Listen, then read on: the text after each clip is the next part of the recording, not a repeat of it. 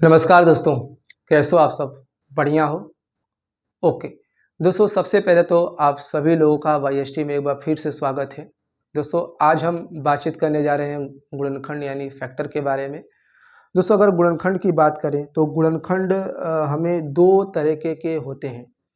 दोस्तों एक होता है संख्याओं का गुणनखंड और दूसरा होता है बहुपद का गुणनखंड। तो यहाँ पे मैं आपको बता दूँ, यहाँ पे जो हम गुणनखंड पढ़ने वाले हैं, वो है बहुपद के गुणनखंड। दोस्तों जो हमें 5वीं कक्षा में गुणनखंड पढ़ाया जाता था, वह था संख्याओं का गुणनखंड। जैसे अगर हम बात करें संख्याओं के गुणनखंड को लेकर, जैसे 10 का गुणनखंड की अगर मैं बात करूँ, तो 10 के गुणनखंड कौन-कौन होते थे?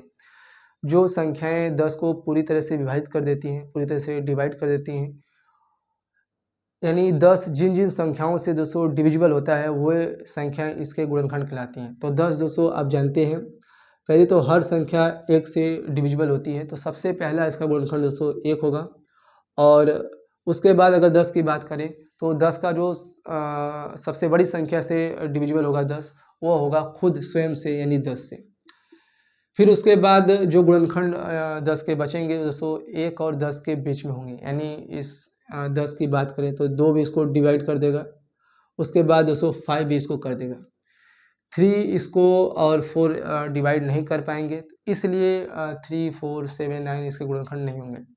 बट यहाँ पे 1, 2, 5, 10 से यहाँ पे ये जो 10 है पूरी तरह से डिविजिबल होगा, इसलिए 1, 2, 5 और 10 इसके क्या होते थे? गुणनखंड होते हैं। तो ये दोस्तों ये सारी चीज़ें हमें क्लास 5 यानी 5वीं कक्षा में पढ़ाई जाती थी। बट यहाँ पे जो हमें गुणनखंड पढ़ना है वो है बहुपद का गुणनखंड। दोस्तों बहुपद का गुणनखंड हमें जो पढ़ना होता है वो हमें क्लास 6 से देखने को मिलने लगता है। क्लास 6 में, 7th, 9th इस तरह से क्लासेस में। तो दोस्तों सबसे पहले आइए मैं आपको बता दूं कि चूँकि हमारा गुणनखंड को लेकर पहला लेक्चर है, तो सबसे पहले दोस्तों हम यहाँ पे समझने वाले हैं कि गुणनखंड क्या होता है, गुणनखंड का एक्चुअली में मीनिंग क्या होता है। फिर गुणनखंड को लेकर के कितने टाइप्स के प्रश्न पूछे जाते हैं, क्योंकि दोस्तों जब हम अलग-अलग कक्षाओं में जाते हैं, जैसे 6 में जाते हैं, 7th में, इस तरह से जब हम आगे की ओर बढ़ते हैं, तो हमें अलग-अलग कक्षाओं में अलग-अलग टाइप्स के गुणनखंड पूछे जाते हैं। तो मैं आपको बता दूं, यहाँ पे मैं किसी विशेष क्लास के लिए नहीं पढ़ा रहा हूँ। दोस्तों यहाँ पे मेरा दोस्तों यहाँ पे जो पढ़ाने का जो तात्पर्य है, वो है सभी कक्षाओं को लेकर। दोस्तों बिल्कुल बेसिक से यहाँ पे मैं पढ़ाने वाला हूँ। यदि आप क्लास 9th में आ गए हैं, गुणनखंड को लेकर परेशान हैं, बिल्कुल भी दोस्तों गुणनखंड नहीं समझ में आ रहा है, तो दोस्तों यहाँ पे हम बिल्कुल बेसिक से गुणनखंड को कराने वाले हैं। तो आप किसी भी क्लास में हो दोस्तों, कोई दिक्कत नहीं है, बिल्कुल बेसिक से सीखेंगे। तो दोस्तों सबसे पहले आइए शुरू करते हैं कि गुणनखंड एक्चुअली में होता क्या था। तो ये तो दोस्तों हमें क्लास 5th का था कि संख्याओं का गुणनखंड। बट यहाँ पे जो हम पढ़ने जा रहे हैं बहुपदों का गुणनखंड, उसके लेकर दोस्तों क्या है, तो दोस्तों मैं आपको बता दूं, तो यहाँ पे जो हमें गुणनखंड पढ़ना है वो कुछ इस प्रकार से दोस्तों होगा। जैसे यहाँ के अगर गुणनखंड बात करें बहुपदों के गुणनखंड को, तो मैं आपको एक संख्या से दोस्तों एग्जाम्पल लेके बता रहा हूँ। जैसे मैं आपसे पूछ लूँ कि अगर आपसे 10 का गुणनखंड मैं पूछ लूँ, तो यहाँ पे जो गुणनखंड होगा वो इस प्रकार से दोस्तों होगा कि जैसे मैं कहूँ कि किसी भी चीज़ का जो गुणनखंड होता है, यानी जो बहुपद का गुणनखंड होता है, तो बहुपद का गुणनखंड बताने से पहले मैं एक संख्या ही लेकर आपको बता दूं कि किसी भी बहुपद का जो गुणनखंड होते हैं, उस बहुपद को आप 2 या 2 से अधिक टुकड़ों में इस प्रकार दोस्तों बांट दो कि उसको और भी खंडित नहीं किया जा सके। जैसे मैं यहाँ पे बहुपद की जगह में एक 10 को ले रहा हूँ, क्योंकि दोस्तों बहुपद जो होते हैं, बहुपद में एक बहुपद जब हम पढ़ेंगे तो वहाँ पे एक अचर बहुपद भी होता है। तो मैं एक यहाँ पे अचर बहुपद की मैं बात कर लेता हूँ। बहुपद में अगर मैं 10 को ले लूँ, तो दोस्तों 10 का गुणनखंड क्या होगा, तो 10 को मैं अगर बता दूँ कि इसके जो गुणनखंड होंगे, इसको आप इतने 2 या 2 से अधिक भागों में बांट लो, 2 या फिर 2 से अधिक भागों में इस प्रकार से बांट लो कि उसके और भी नहीं बांट पाएँ दोस्तों। तो 10 को दोस्तों आप लिख सकते हो क्या, 2 मल्टीप्लाई बाई 5 लिख सकते हैं क्या? बताइए, आप 2 और 5 को भी 2 या 2 से अधिक भागों में और बांट सकते हैं? नहीं ना। तो किसी भी चीज़ को जब आप 2 या 2 से अधिक भागों में इस प्रकार बांट लेते हैं कि उनको और भी नहीं बांटा जा सकता, तो वही चीज़ें उस चीज़ की, यानी उस संख्या या फिर कह लीजिए कि वो उस बहुपद का क्या कहलाती हैं? गुणनखंड कहलाती हैं। तो यहाँ पे 10 का गुणनखंड कौन कौन होंगे दोस्तों, तो मैं बता दूं, तो इसका उत्तर होगा 2 और 5। 2 और 5 ये 10 के क्या होंगे, गुणनखंड होंगे। इसी तरह से अगर मैं आपसे पूछ लूँ 30 का गुणनखंड बताओ, तो 30 का गुणनखंड कौन कौन होगा। तो 30 को आप 2 या 2 से अधिक भागों में बांटो, तो दोस्तों मैं आपको लिख सकता हूँ 30 को यहाँ पे कि 5 × 6 लिख सकते हैं। क्या बताओ, आप 5 और 6 को और भी बांट सकते हो। तो दोस्तों हाँ, अभी 6 को दोस्तों और भी बांटा जा सकता है, तो 6 को मैं लिख सकता हूँ क्या, 6 को दोस्तों हम लिख सकते हैं 2 × 3। तो इस प्रकार से 30 को हमने 3 भागों में बांट लिया, 5, 2 और 3 के रूप में। तो यही चीज़ें 5, 2, 3 इस यहाँ पे 30 के क्या होंगे, गुणनखंड होंगे। तो गुणनखंड का दोस्तों मतलब यही होता है कि किसी भी चीज़ को आप 2 या 2 से अधिक भागों में इस प्रकार से बांट लो कि उसको और भी नहीं बांट सके, है ना। तो ये तो हमने एक संख्या को लेके बता दिया। अब दोस्तों मैं थोड़ा सा आपको बहुपद लेके बता देता हूँ। बहुपद का यहाँ पे क्या तात्पर्य है, तो दोस्तों बहुपद का मैं आपको सिंपल सी चीज़ बता दूँ कि बहुपद का मतलब क्या है। तो बहुपद का मतलब जो हम बीजगणित में जो संख्याएं पढ़ते हैं, बीजगणित की जो संख्याएं वो बहुपद कहलाती हैं। जैसे जो हम अंकगणित में इस प्रकार संख्याओं के बारे में पढ़ते हैं, जैसे 3250, इनका हम जोड़ घटा गुणा भाग पढ़ते हैं।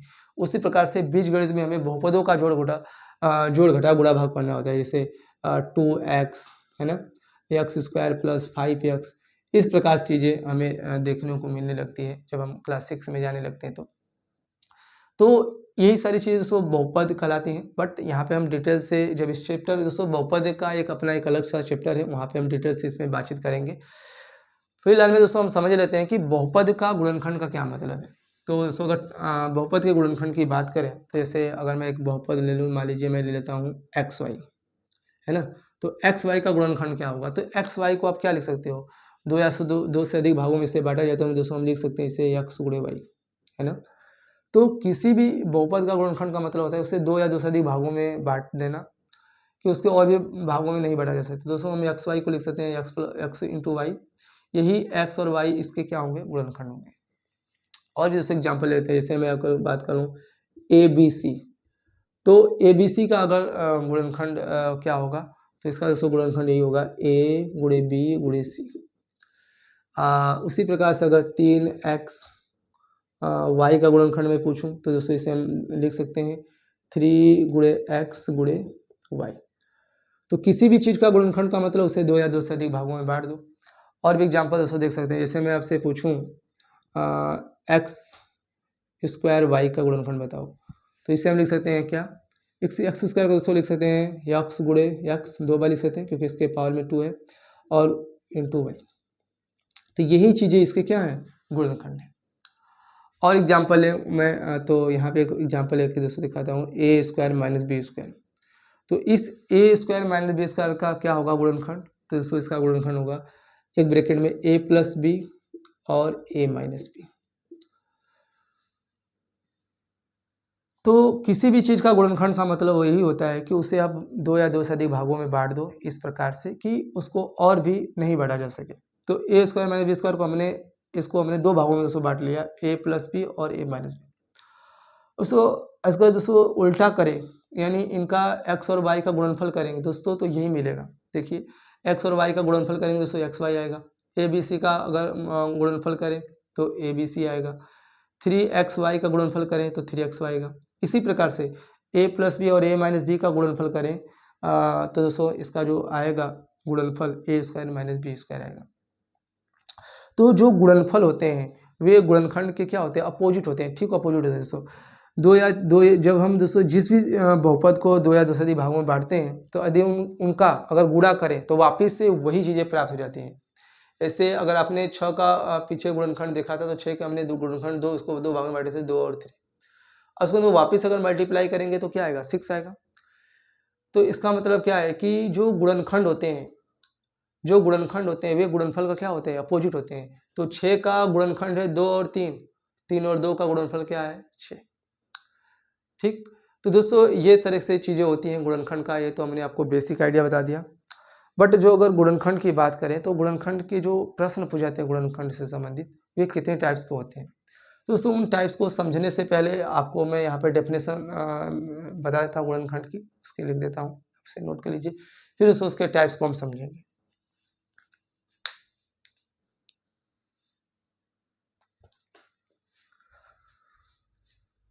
तो दोस्तों ये आपकी डेफिनेशन है गुणनखंड की। दोस्तों यहाँ पे आप एक एग्जाम्पल एक मैंने यहाँ पे लिखा दिया है। इसे ए स्क्वायर माइनस बी स्क्वायर का गुणनखंड क्या होगा, तो ए प्लस बी और ए माइनस बी। क्योंकि यहाँ पे डेफिनेशन लिखा है कि जब किसी बहुपद को, बहुपद या फिर दोस्तों बीजी व्यंजक कुछ भी कह लीजिए, जब किसी बहुपद को दो या दो से अधिक टुकड़ों में इस प्रकार बांट देते हैं कि उनके और भी टुकड़े नहीं किए जा सके। यानी आप जो ये हमें बहुपद दिया था ए स्क्वायर माइनस बी स्क्वायर, हमने इसके दो टुकड़े कर दिए। अब दोस्तों क्या इसको दो और टुकड़े कर सकते हैं? नहीं कर सकते हैं, है ना। तो जब हम किसी चीज़ को दो या दो से अधिक टुकड़ों में इस प्रकार बांट देते हैं कि उनको और भी टुकड़े नहीं कर सकते, तो वही टुकड़े उस व्यंजक के क्या कहलाते हैं? गुणनखंड कहलाते हैं। एग्जाम्पल के लिए दोस्तों मैं एक संख्या भी लेकर बता रहा हूँ दोस्तों, ये केवल मैं एग्जाम्पल के लिए बता रहा हूँ, लेकिन जब इसका गुणनखंड एक अलग चीज़ें होती हैं, जो क्लास 5 वाली चीज़ें। बट यहाँ पे एक एग्जाम्पल के लिए अगर मैं बता दूँ 30 का गुणनखंड, तो 30 का गुणनखंड यहाँ पे क्या होगा? जैसे 30 को हम लिख सकते हैं 5 गुणे 6, लेकिन इस 6 को और भी लिख सकते हैं क्या? 6 को दोस्तों और भी लिखा जा सकता है। 6 को हम लिख सकते हैं 2 गुणे 3। अब दोस्तों हुआ 30 के, अब ये गुणनखंड हो गए, 3 गुणनखंड मिल गए, 5, 2 और 3।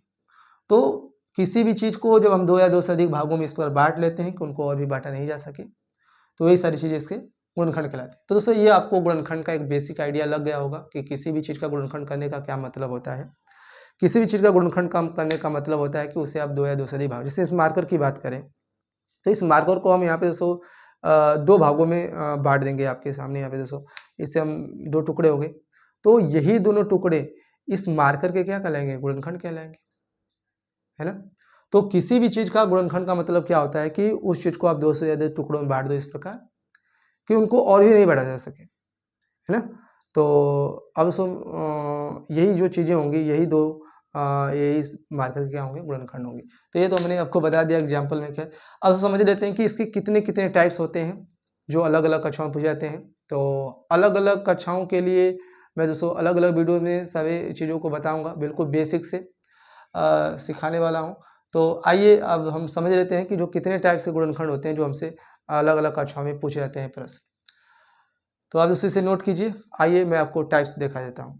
तो दोस्तों अब हम समझ लेते हैं कि जो गुणनखंड से संबंधित जो प्रश्न पूछे जाते हैं वे कितने टाइप्स के पूछे जाते हैं। तो यहाँ पे हमने लिख दिए हैं कि जो जिस भी टाइप्स के जो गुणनखंड हमसे दोस्तों पूछे जाते हैं वे टोटल यहाँ पे 10 टाइप को हमने लिख दिया है। यहाँ पे इसे दोस्तों लिखा है कि टाइप 1 के जो प्रश्न पूछा जाता है वो है, उसका नाम है उभयनिष्ठ यानी कॉमन विधि द्वारा गुणनखंड। दोस्तों यहाँ पे हमें कॉमन निकाल के गुणनखंड करना होता है। फिर उसी प्रकार से हमें समूहन यानी ग्रुपिंग विधि द्वारा गुणनखंड करना होता है। फिर उसी प्रकार से है यहाँ पे दोस्तों तीसरा जो टाइप है यहाँ पे लिखा है कि दो पूर्ण वर्गों के अंतर वाले व्यंजकों का गुणनखंड। या दोस्तों आपको कुछ इस फॉर्म में चीज़ें दी गई होंगी, दो पूर्ण वर्गों के अंतर वाले, यानी ए स्क्वायर माइनस बी स्क्वायर के रूप में दोस्तों आपको कोई बहुपद दिया होगा, कोई व्यंजक दिया होगा, उसका आपको गुणनखंडन करना होगा, फैक्टराइजेशन करना होगा। टाइप 4 में हम फिर सीखेंगे द्विघाती त्रिपद बहुपदों का गुणनखंडन। दोस्तों क्वाड्रेटिक, ट्राइनोमियल, पोलिनोमियल, यहाँ पे ट्राइनोमियल चीज़ों का यहाँ पे गुणनखंडन करना है। फिर त्रिघाती बहुपदों का गुणनखंडन करना है। फिर दोस्तों टाइप 6 आता है वो है पूर्ण वर्ग के रूप में दिए व्यंजक का गुणनखंड। दोस्तों आपको पूर्ण वर्ग के रूप में चीज़ें दी गई होंगी, यानी आपको a square plus b square plus minus 2ab form के रूप में चीज़ें दी होंगी। या तो आपको दिया होगा a square plus b square plus 2ab, या फिर दिया होगा a square plus b square minus 2ab। इस रूप में अगर व्यंजक दोस्तों दिया होगा तो उसका गुणनखंड कैसे करेंगे। फिर दोस्तों हमें कभी कभी पूर्ण वर्ग बना के व्यंजकों का गुणनखंडन करना होता है, काफ़ी दोस्तों इंपॉर्टेंट होता है। यहाँ से दोस्तों हमें कंपटीशन में भी पूछ जाते हैं, प्लस यहाँ पे पूर्ण वर्गों बनाकर गुणनखंड। जो टाइप 8वां है दोस्तों वो है दो राशियों के घनों। दो राशियों के घनों यानी दो राशियों के क्यूब्स आपको दिए होंगे। ये जो क्यूब्स दोस्तों आपको दो तरीके हो सकते हैं, उन दोनों का योग भी हो सकता है, यानी दो राशियों के अगर क्यूब की बात करें तो ए क्यूब प्लस बी क्यूब, दो राशियों का क्यूब दिया होगा, घनों का योग दिया होगा, या फिर अंतर दिया होगा ए क्यूब माइनस बी क्यूब। इस प्रकार के व्यंजक तो कैसे गुणनखंड करेंगे। फिर AQ, BQ, CQ -3ABC इस फॉर्म के दोस्तों बहुपद आपको दिया गया होगा, फिर उसका गुणनखंडन करना होता है। टाइप 10 में दोस्तों हमें चक्रीय व्यंजकों का गुणनखंडन करना है, क्योंकि दोस्तों यहाँ पे फिलहाल में हमारे सिलेबस में नहीं रहता है, फिर दोस्तों यहाँ पे हम सीख लेंगे इसे भी। तो टोटल आपने देखा दोस्तों 10 टाइप के गुणनखंड जो हमें अलग अलग कक्षाओं में हो जाते हैं, क्लास 6 से लेके 9 तक यहाँ पे कह सकते हैं। तो दोस्तों आपको गुणनखंड नहीं आता है तो हम यहाँ पे अलग अलग टाइप के, चाहे आप किसी भी क्लास में हो दोस्तों, शुरू से सीखेंगे ताकि सभी को समझ में आए, चाहे आप क्लास 6 में हो या फिर 9th में। तो दोस्तों आप इसे नोट करके रखिए, ताकि जैसे मैं दोस्तों टाइप 1 का गुणनखंड अगले नेक्स्ट वीडियो में अगर अपलोड करूं तो आपको कोई आश्चर्य न हो कि यहाँ पे जो गुणनखंड है वो कैसा है। तो इन्हीं का अलग अलग टाइप के गुणनखंड अलग अलग वीडियो में दोस्तों मैं यहाँ पे लाता रहूँगा। आपको दोस्तों समझना है वहाँ पे डिटेल से, फिर दोस्तों आप इसे नोट कीजिए। और दोस्तों मिलते हैं आपसे नेक्स्ट वीडियो में